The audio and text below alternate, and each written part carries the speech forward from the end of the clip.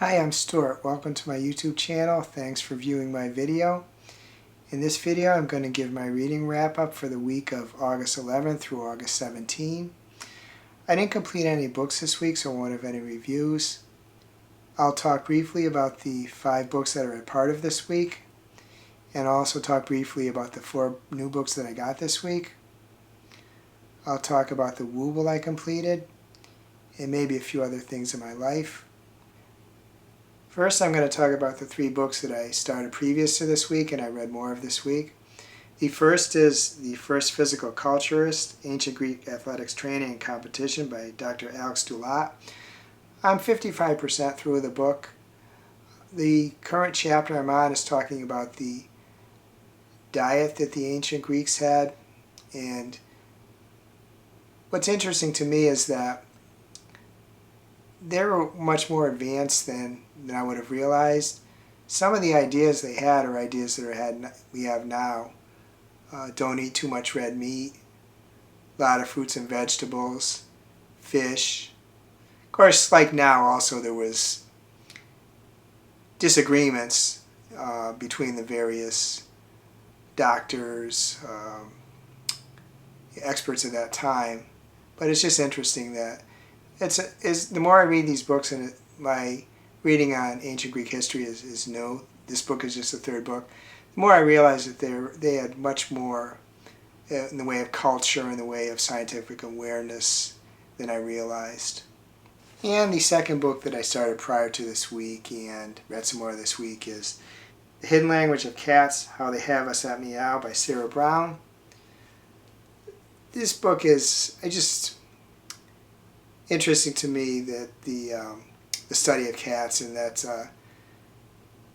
I learned from this book how much cats had to adapt to live with humans, because they were solitary animals, and not only did they have to learn how to live with humans, but they had to learn how to live with other cats, they had to learn how to live with dogs, they had to try to communicate with us, and humans aren't great at seeing the signals that cats use, the things they're trying to tell us. So it's just a quite interesting book.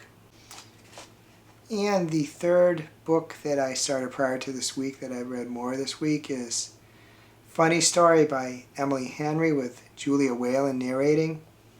I'm 77% done with this book. This is a really enjoyable read. I'm liking this book a lot. The narrator does a great job.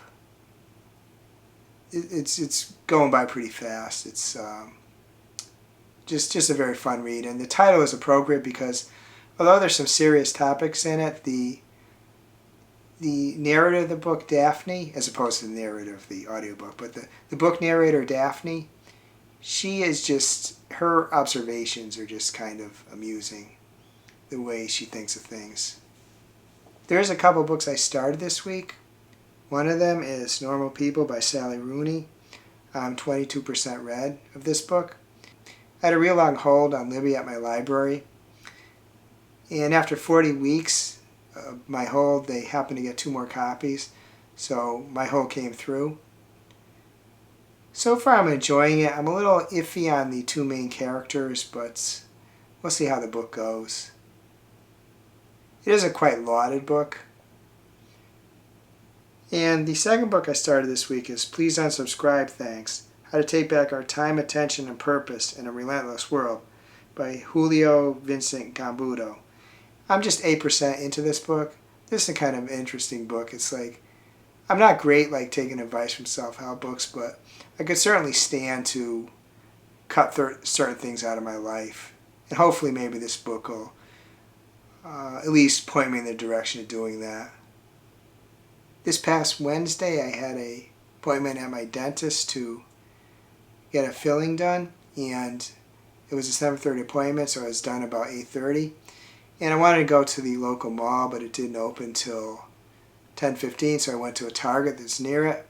Looked around a lot, and of course I looked at the book area, and they do have a great book selection at the Target I go to. Maybe all of them have it, I'm not sure, but got a pretty good section, several rows of books. Looked around a lot, only perhaps intending to buy one book, but as things go, that turned out to be 3 books. And the books I got were 1,000 Broken Pieces by Tillie. Just a description on the back of the book says, "When I came on this trip, I was shattered into 1,000 broken pieces. But one by one, the closer we grew to one another, you glued me back together. After losing her beloved sister 4 years ago, Savannah Litchfield has been living half a life. Now 17, the age Poppy died, the pain of losing her is worse than ever. When her therapist suggests a trip around the world to help teens stricken by loss, Savannah reluctantly agrees, clutching the unread journal Poppy left her as she goes. Cale Woods is angry, one of the most promising hockey players in the junior league. Cale can no longer step onto the ice without being paralyzed by memories of his older brother, who died last year. When his parents sign him up for the trip abroad, no part of him wants to go, but he does. As Cale and Savannah embark on this journey of healing, they find solace together, discover a glimmer of light only the other can bring.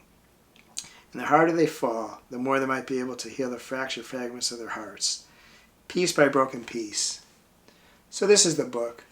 I had not heard of this book before. I just happened to see it and it sounded interesting. And this was really, I probably should have stopped at this book, but I didn't. So I did get a couple more books, both of which I had heard some before. The first is 4 EIDs, and I'm sorry if I mispronounced that, in a Funeral by Farida Abiki,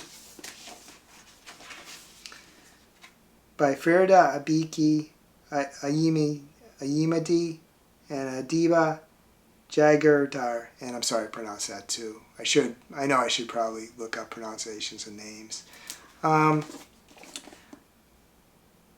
This book, just a couple blurbs on the back of it. It says, "A warm hug of a book. Readers are certain to root for Tiwa Saeed and, of course, Lado the cat. Farinaz Rishi, author of It All Comes Back to You.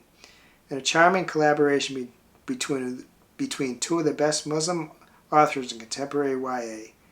Abiki Iyamidi and Jigardar are a dream team. Priyanka Taslim, author of The Love Match." So this is the book. And I had, at least one booktuber had talked about this book. So I had heard about it before.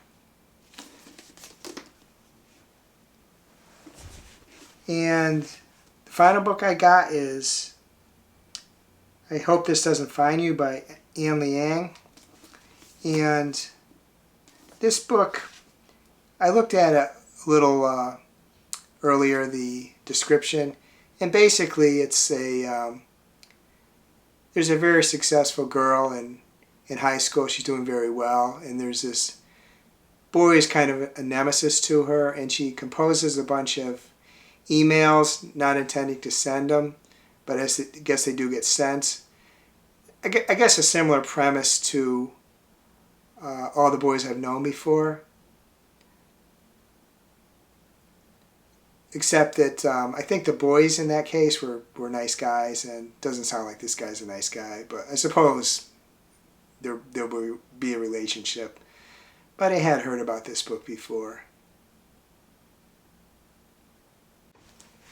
One thing I noted too with these last 2 books is that I've seen like a lot of people get upset when there's stickers on books, and the stickers don't really upset me, except in the case of these books, because you see like this one here, this sticker covers part of one of the author's names, and this one here covers part of the title. And I know I could try to get the stickers off, but I fear that I would tear the dust jacket. Suppose it's on me because I didn't consider that when I was looking at the books. It's possible that the stickers on the other books they had of these, other copies they had of these, didn't have it. But in this case, these stickers kind of bug me because the stickers cover information. And I got one Nook book. I saw a recent video by MJ at Reading This Life, and she was talking about the fact that the state of Utah has banned, I think it was maybe a dozen books, and Some of those books were books by Sarah J. Maas. So she's organizing a readathon where if people want to read A Court of Thorns and Roses by Sarah J. Maas as part of the readathon, they're encouraged to do so. And I thought that was a good idea. I'm not really in favor of banned books, but I do have to admit that I wanted to read a Sarah J. Maas book anyway. I have Crescent City, and I've read some of it, a little bit. But then I decided I want to try to read the books in the proper order, and I did a little research, and seems to be there's a consensus that A Court of Thorns and Roses is a good book to start with. So I do have the electronic copy of that book, and I think this readathon is in September. But I bought that book too, the electronic copy.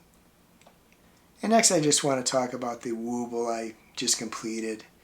I've been working on it several weeks, but, well, not consistently working on it, but because of the Olympics, but I did complete it this week. It's Emilio the Turtle, and this is what Emilio looks like from the side, from the legs and tail. Came out pretty good. I had to do the legs and tail a second time because they were misaligned after I did them the first time, so it was a bit challenging.